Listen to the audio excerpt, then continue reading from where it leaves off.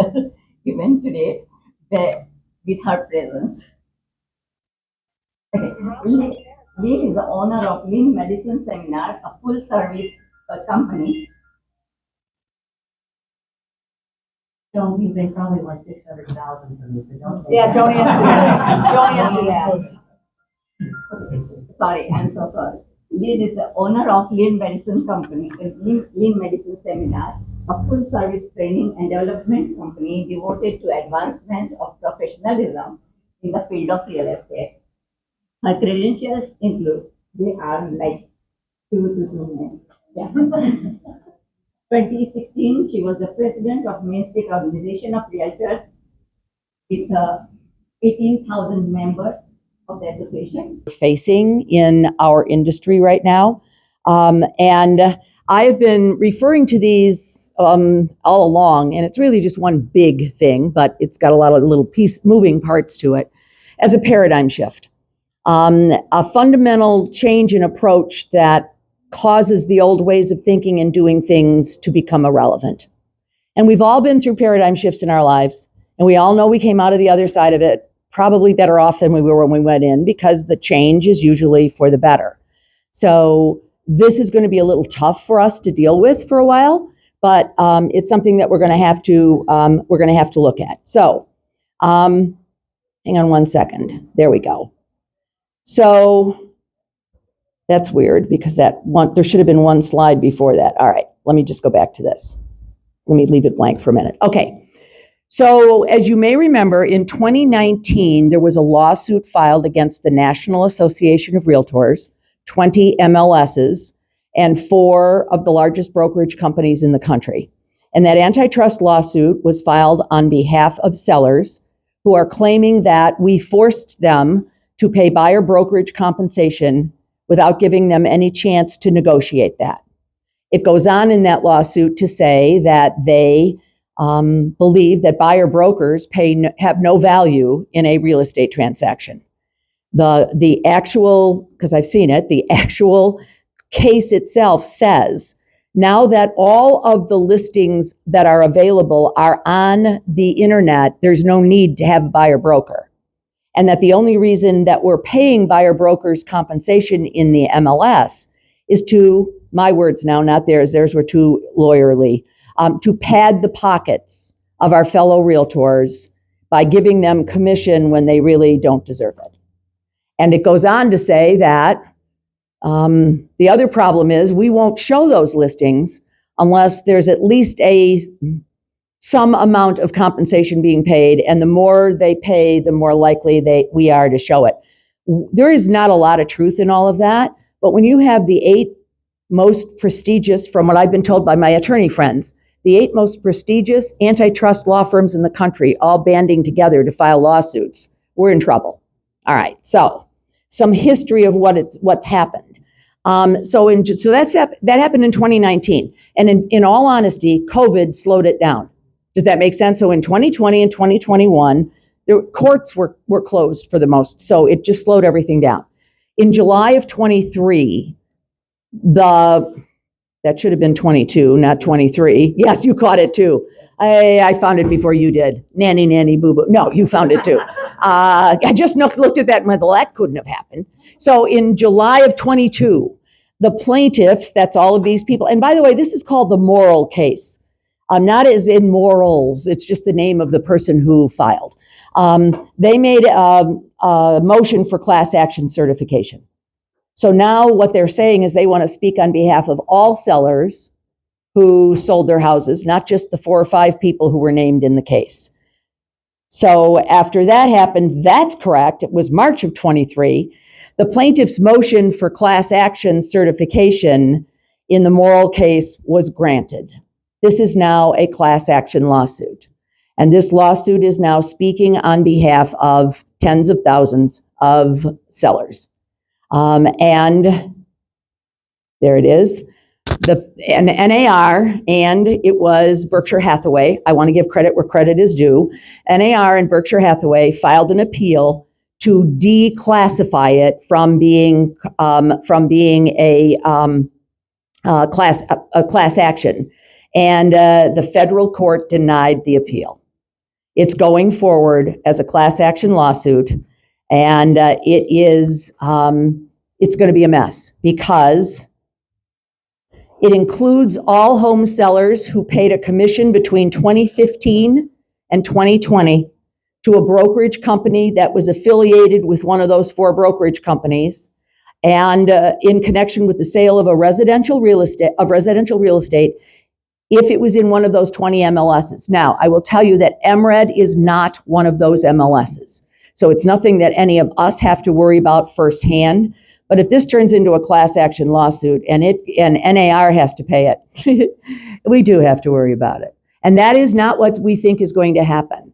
What they want, and I'll show you a few slides on that, what we believe they want, oh no, it's not believe. They've come right out and said, what everybody is after is no more offer of compensation in the MLS. Over and over again, what we've been hearing is the sellers should pay the listing brokerage, and the buyers should be paying their buyer brokerage. That is an entirely different, by the way, for all of you who are in commercial real estate, you're all going, oh, well, it happens. But we're in residential and it doesn't very often happen. So the damages are estimated at about $14 to $15 billion. And if in fact they award treble damages, which they can in an antitrust suit, I'm not good at math. You do the math. That is a lot of money. So it's headed to trial, probably the first quarter of 24. This one will go to trial. There's another lawsuit, and this one there's about 6 of them, by the way, scattered all over. We're only really worried for us on a couple of them, and this is one of them. It's called the Sitzer-Burnett case. It's out of Missouri. It's already classified as a class action lawsuit. It was classified back in 22. Same allegations that's in the Morrill case. And the trial date on that one is October of 23. And the big problem with this one is that the judge has already ruled that the mandatory offer of compensation in the MLS is what's called a per se violation under the Sherman Antitrust Act. And per se, so I took the liberty of looking up the definition of per se. The act is considered egregious in and of itself and does not require any additional evidence or proof of criminal intent.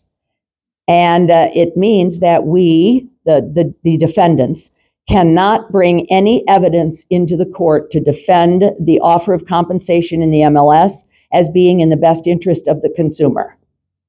Because we believe that it is.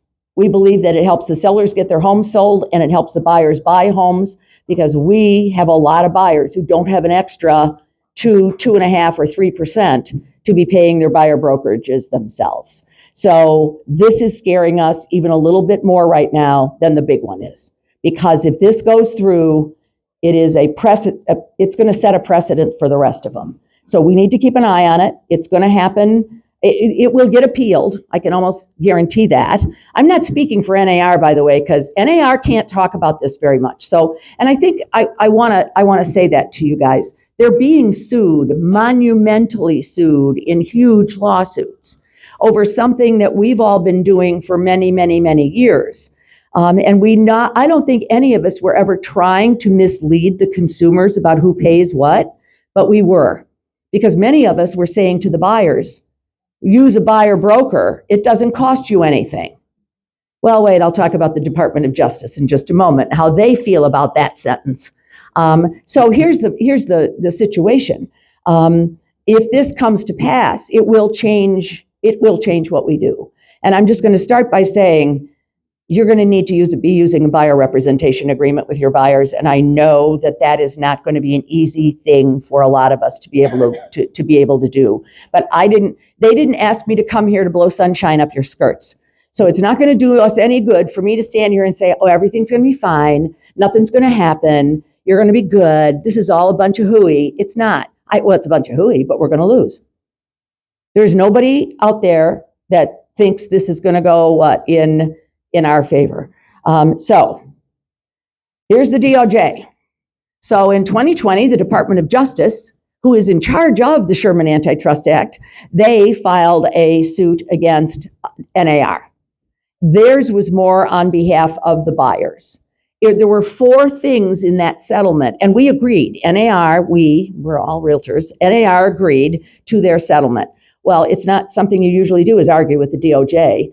Well, some people have tried and it's not working. Oh, never mind, that was political and I should have kept my mouth shut. Okay, so the buyer broker compensation must be made publicly available, number 1. Number 2, we must provide consumers all properties regardless of the compensation being offered, which, as far as I'm concerned, is already in our license law.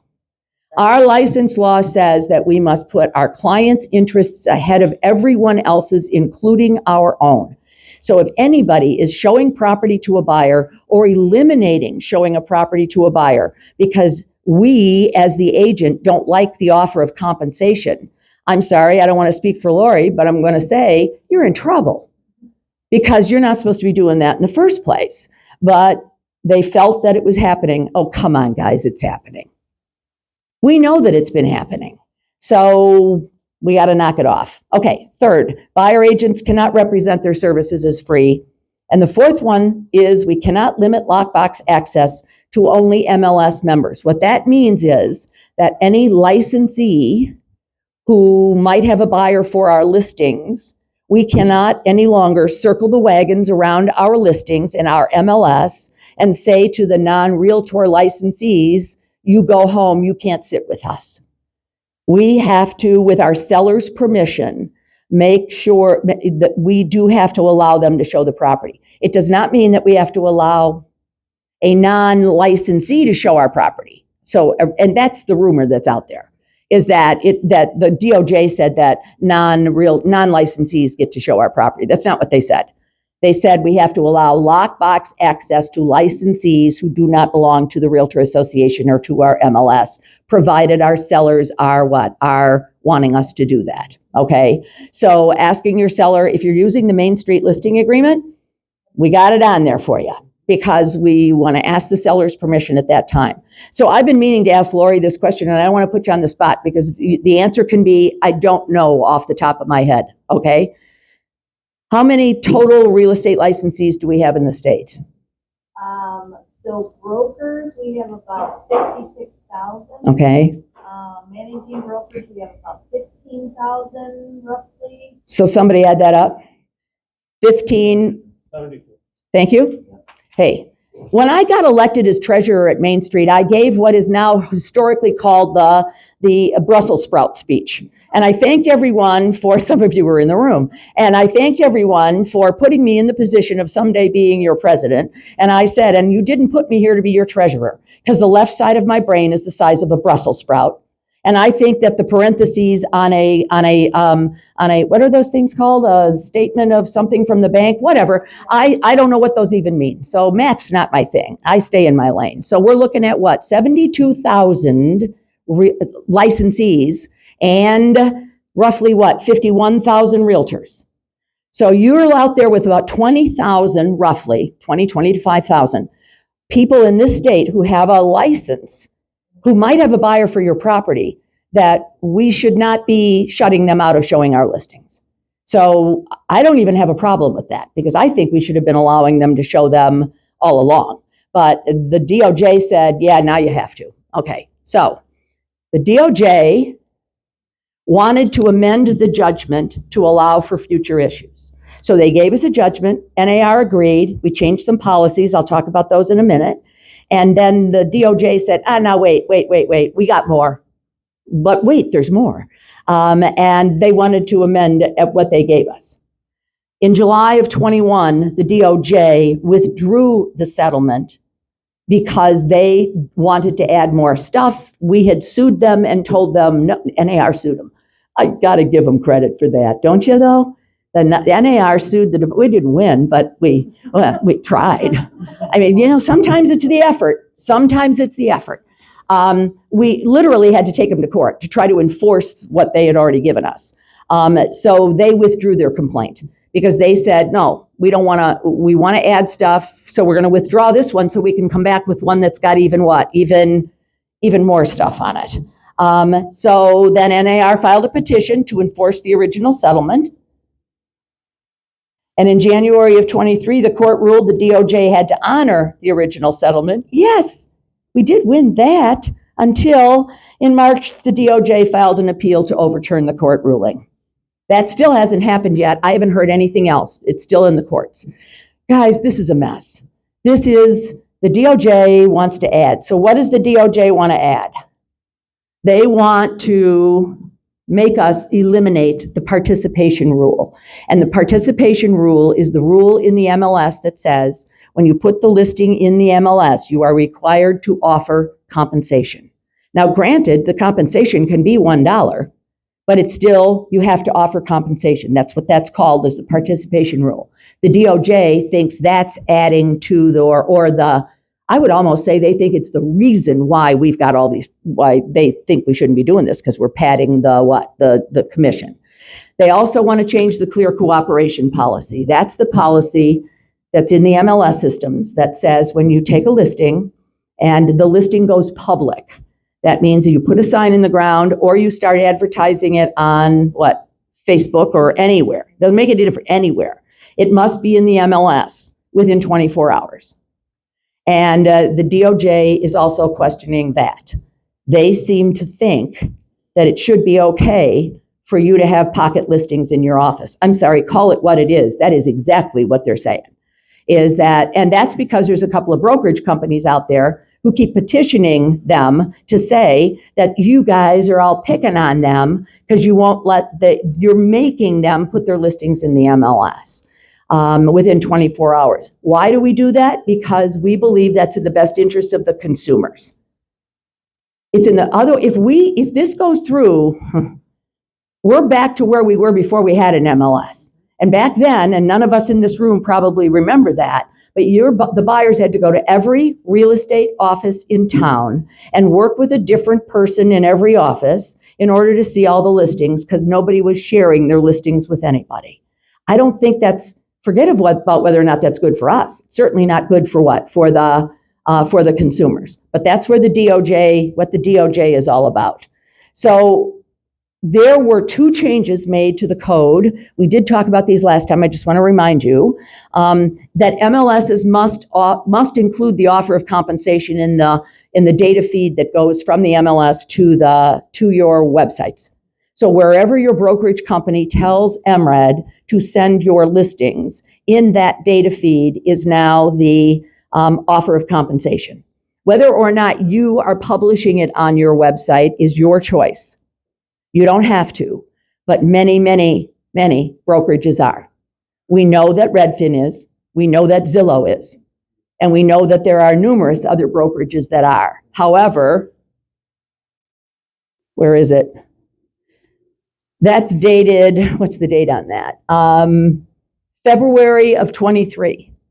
Nearly 2/3 of the brokerage sites are not displaying the commissions. The Department of Justice said make it publicly available. The MLS has made it publicly available, and 2/3 of the brokerage companies are still going, I don't want to put the buyer brokerage compensation on the websites so that it's available to the buyers. I'm just going to say it. You don't want the DOJ coming after you individually, do you? I mean, they're telling us to make it what? Make it publicly available. We've given it to everybody, and everybody's still going, nah, I don't like that idea. I don't want to do that. So it's just kind of important that you understand why we're doing it and the fact that we gave it to everybody. I will also remind you that it is now on the client copy of the MLS printout. And that's a relative new feature. It was not on there, although I've been fighting to have it put on there since I got on MRED's Board of Managers, and that's been too long. No, it's only been 4 years, 5 years, or whatever, but it is on there. So it's absolutely showing on there what the buyer brokerage compensation is. You can't hide it from your buyers anymore, guys. Does that make sense? And you shouldn't be trying to hide it from your buyers. And the other change was it is now a violation of the Code of Ethics to say to the buyers that your services are free. You can't.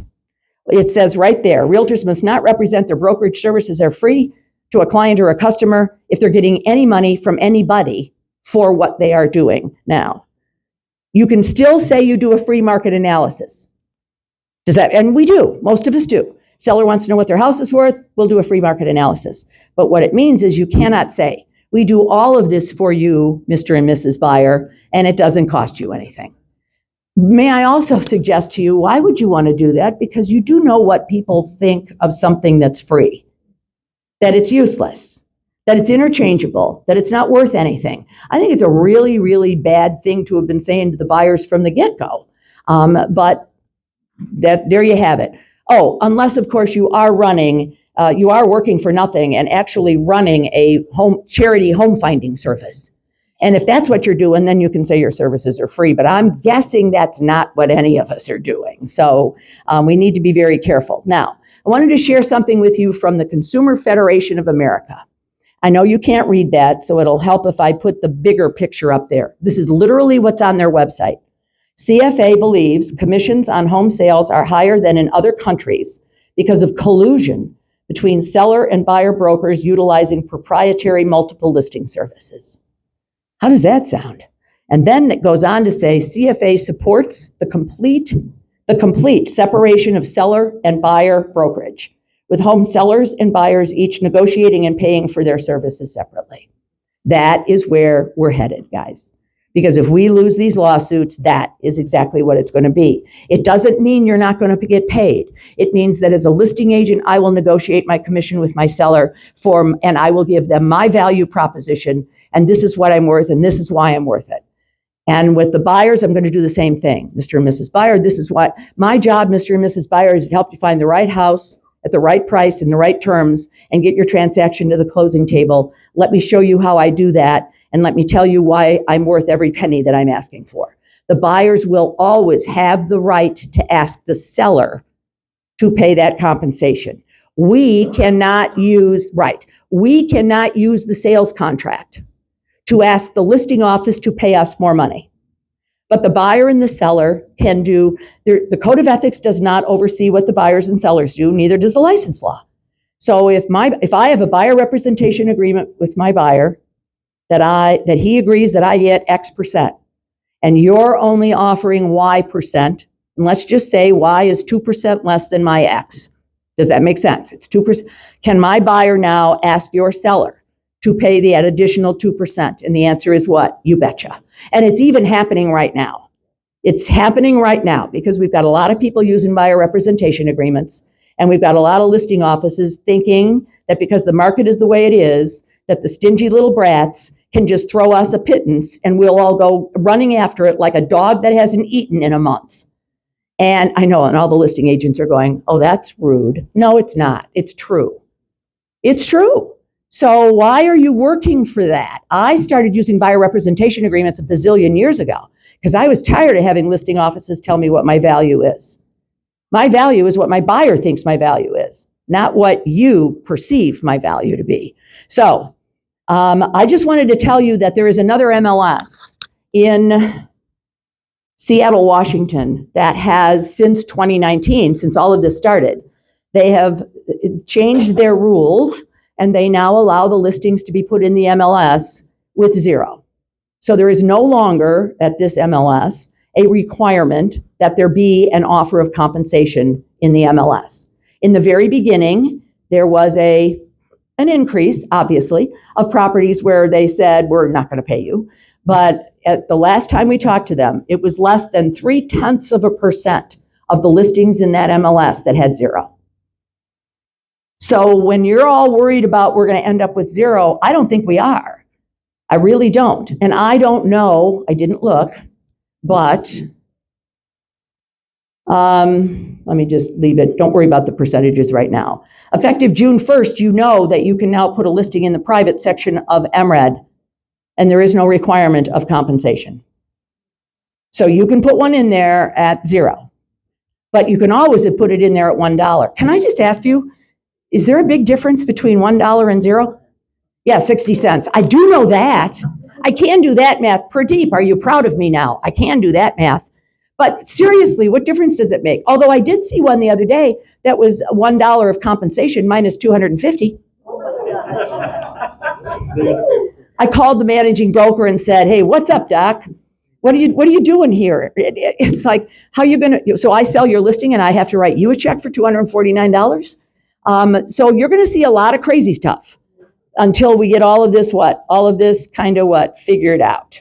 But keep in mind, your buyers will never have to write out what we're going to have to do, though, is we're going to have to learn new dialogue. We're going to have to learn how to articulate our value proposition. There are a ton of things on NAR's website to help you with some of this. It's at a website called competition.realtor. Take a look at it if you need more information. NAR is putting just informational pieces out there, not opinion pieces. Does that make sense? There's a difference. Information pieces are fine. Opinion pieces are what's going to cause a problem.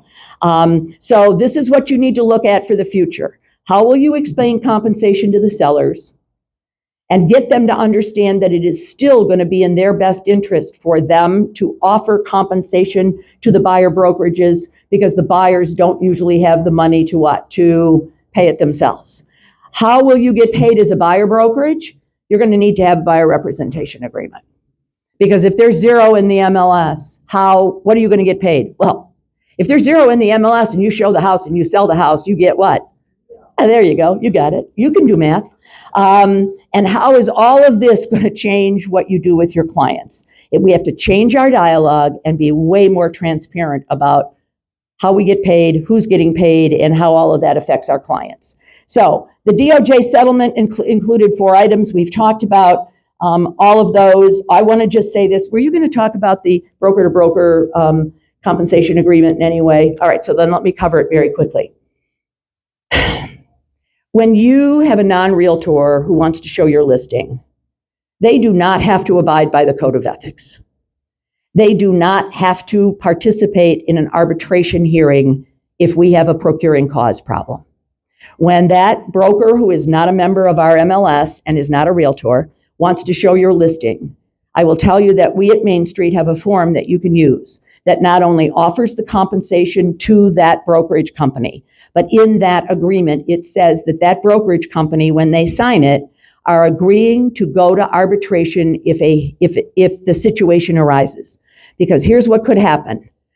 I am not a realtor for this example. I call, I show your listing, you give me something in writing that says you'll pay me X, I sell your listing, we go to the closing and you pay me. And now Pradeep, who is a realtor, showed that your listing to this buyer I just sold it to before I did. He files for procuring cause. He's got a case here. But you can't make me arbitrate. He's going to file against you. You're the one who offered the commission. And if we go to a hearing and that hearing panel rules that Pradeep is the procuring cause, you have to pay them. And you've already paid moi. You need, if you're going to offer compensation to a non-realtor, you need to make sure that they agree to arbitrate any procuring cause hearings. Because what I just described to you folks has already started happening. Not here. Does that make sense? We haven't seen anything in our marketplace, but it is happening in other marketplaces. Go ahead.